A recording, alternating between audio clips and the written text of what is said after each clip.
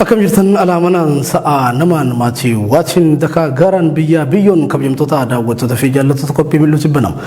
Sagantaa keenya Milluu Tibbanaa har'aatiin qabxiiwwan jajjaboo torbanii qabannee dhiyaannee jirra. An Muhammad Fantaalleetiim gama gummaa kaameraa fi teeknikaatiin Abdii Jamaal faana turam. Hanga xumura qophii keenyaatti wajjin turan affeerraa keenya. Nega Oromiyaan umrii labata sadii oliif cunqurfamaa falmachaa lola duula alagaatti sofraa ittisaa jiraattusim guyyaa tokkoofillee jireenya waldhaansoo keessatti faccisuuf danda'u taasiftu addaan kuchee hin beeytu. Alagaan funyaan jala taa'eessitti duuluuf guyyaa tokkolleem harka laattee baquu cabsattee gadi hin jenneem. Diplomaatota fi barreessitoota seenaa mataan alagaa afaan cuqqaaleen kaan isaanii immoo seenaa dogoggoraa barreessuun mataa Oromoo gad qabuuf yaalanis hayyootaan gadaamessaa Oromiyaa keessaa dhalataniin seenaan dogoggoraa maqaa sabichaa balleessuuf bareedduu barreeffameen sossororamee qajeelee ol jeebsin deemem.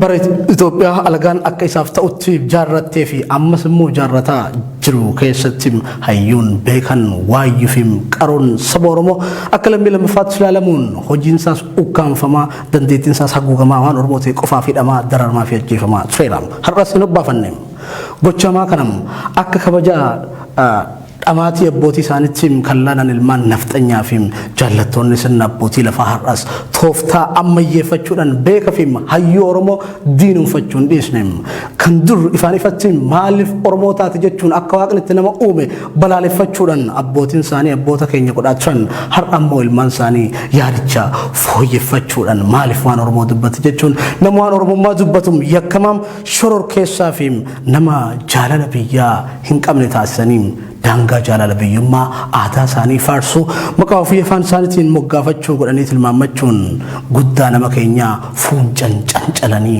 dhaddacha sobaatti dhiheessaa jiru. Kana qofaas miti ilmaan qaalii sabichaa ta'an kanneen kiyyoo nafxanyaa isaa haarofticha dirri gubbaan halluu sobaa dibamee jiru kan maqaan bilxiginnaa jedhamu keessa seenuu fi didan ammoo ajjeesuun biyyaa baasuun du'a qaaliiwwan Oromootiin siyaasa isaanii godhachaa jiru.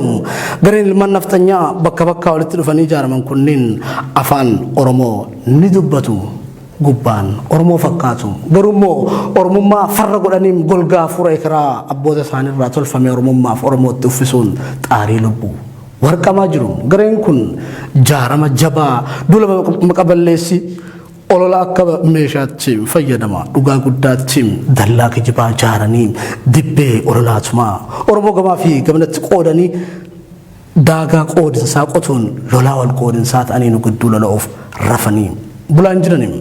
Kana qofaa miti gareen kun sirni biyyattii bulchuu keessatti caasaa jabaa waan qabaniif sirnicha dhuunfachuudhaan sirnicha keessa namoota jajjaboo Oromoon qabu rukutuu mormitoota gurguddoo sabichaa ala ijaajjan balleessuu hidhuu fi diiguu akkasumas immoo gubbarraa hanga gadiitti waan Oromummaa urgaa'u haxaanii balleessuu irratti hirriba malee hojjechaa jiru.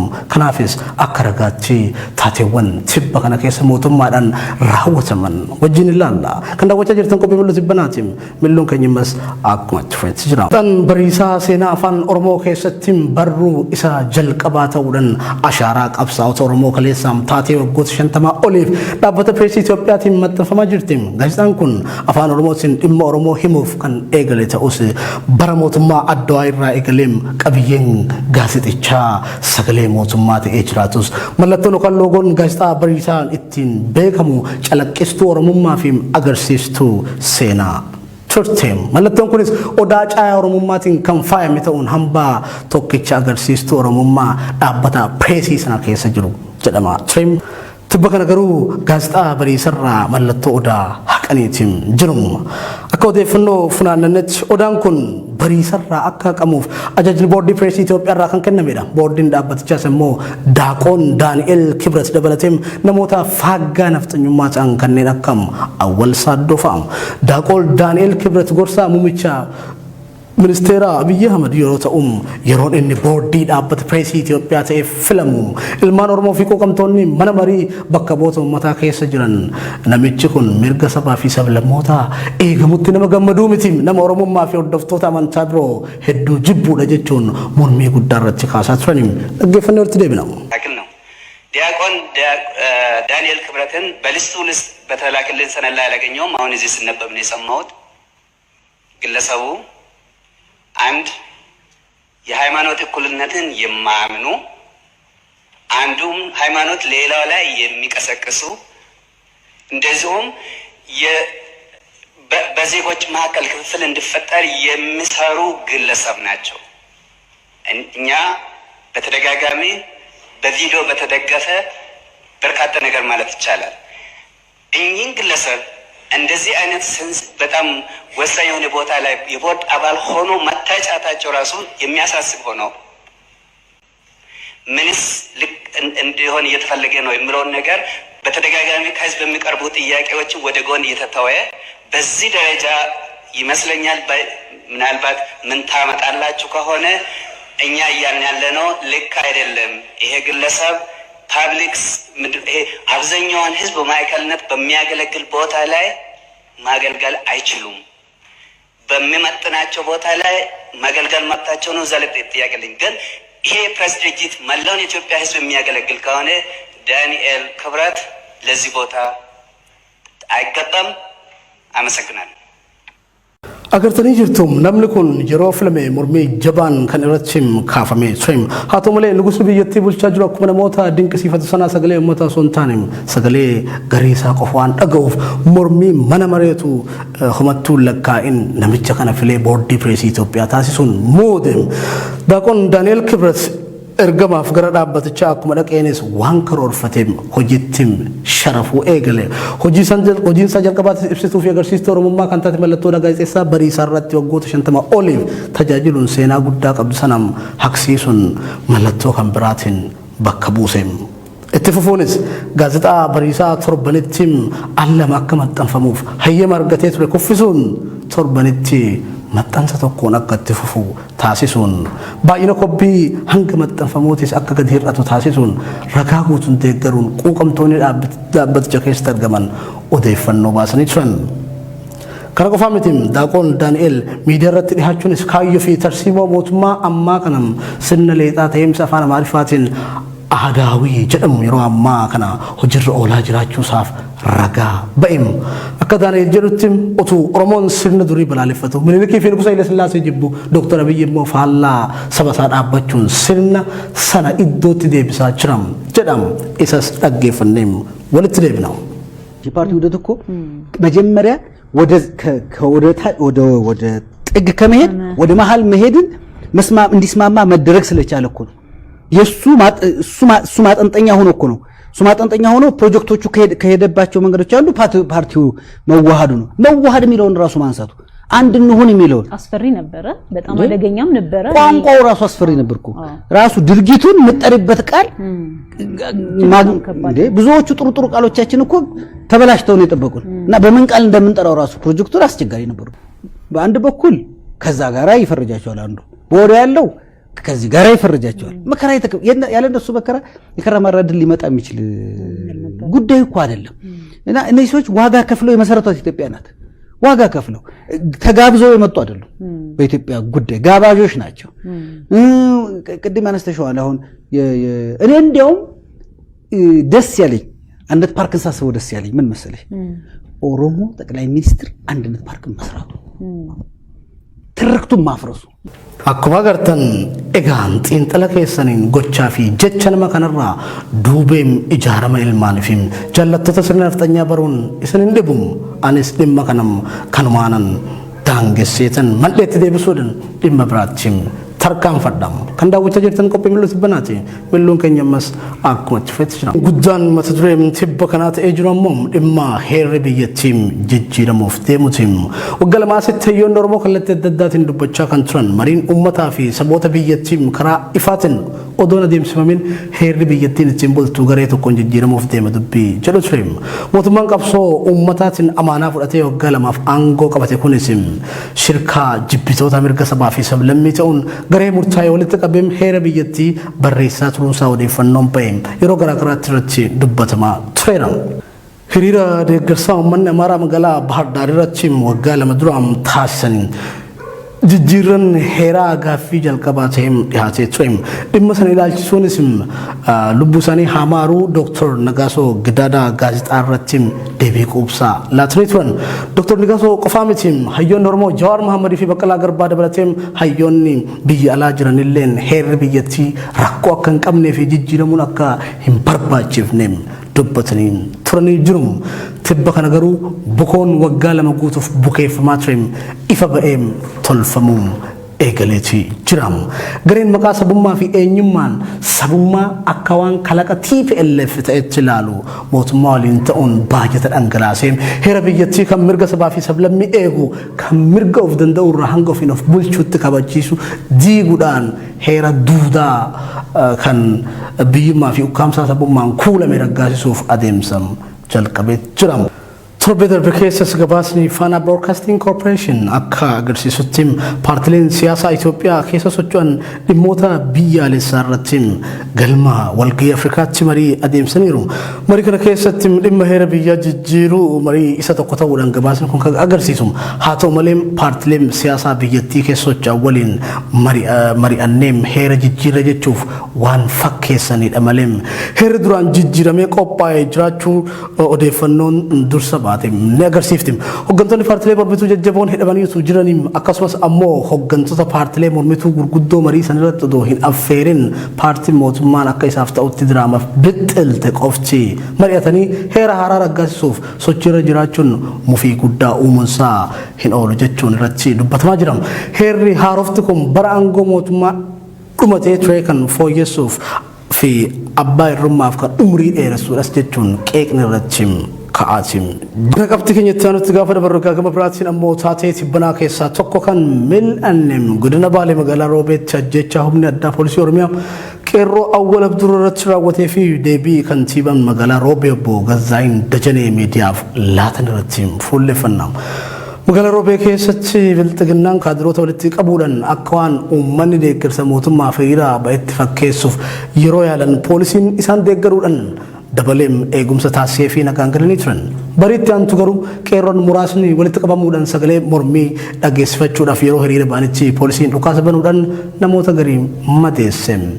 Isaan keessaa immoo qeerroo umrii 19 Awwal Abdurroo jedhamu rasaasan galaafateem. Taatee kana sababeeffachuudhaan BBC'n afaan Oromoo kantiibaa bulchiinsa magaalaa Roobee bilbilaan dubbisee ture. Kantiibaan kunis akkas jechuun deebii laatan. Hiriira jechuudhaaf nama rakkisa. Sababni isaa lakkoofsi isaa baay'ee xinnaadha. Nama 10 amma 15 hin caalu. Jeequmsaaf yaalii godhame jechuun hin danda'ama. Wannaansaa sa'aatii naannoo sa'a 3 amma sa'aatii 4 gidduun tilmaamanii dargaggoonni lakkoofsi namni kaase kuni gurmaanii sagalee dhageessisuu fi kaka'umsaa jeequmsaa taasisuudhaaf yaalii gochaa turani. Ergasii qaamni nageenya iddoo sanarra jira waan ta'eef battalumatti akka dhaabbatu kan taasifame baay'ee achirratti wanti sochiin diinagdees ta'e kan hawaasummaa daqiiqaa tokkoof hin dhaabbanne yeroo ammaas magaalaan tasgabbii guutuu qabdi jechuudha. Humni nageenyaa waan jiruuf iddoo irratti olaantummaa seeraa kabachiisuudhaaf tarkaanfii yeroo sanatti fudhateera. Deebiin kantiibatis kan ajjeefame qaamota jeequmsa kaasuuf bobbanidha kan jedhu ture. Egaa namoonni mirga heerri biyyattii isaaniif laatetti fayyadamanii sagalee dhageessifachuuf hiriira ba'anii ajjeefaman kan mootummaa deeggaruuf ba'an ammoo jajamuun agarsiistuu sirna ijaaramaa jiruuti.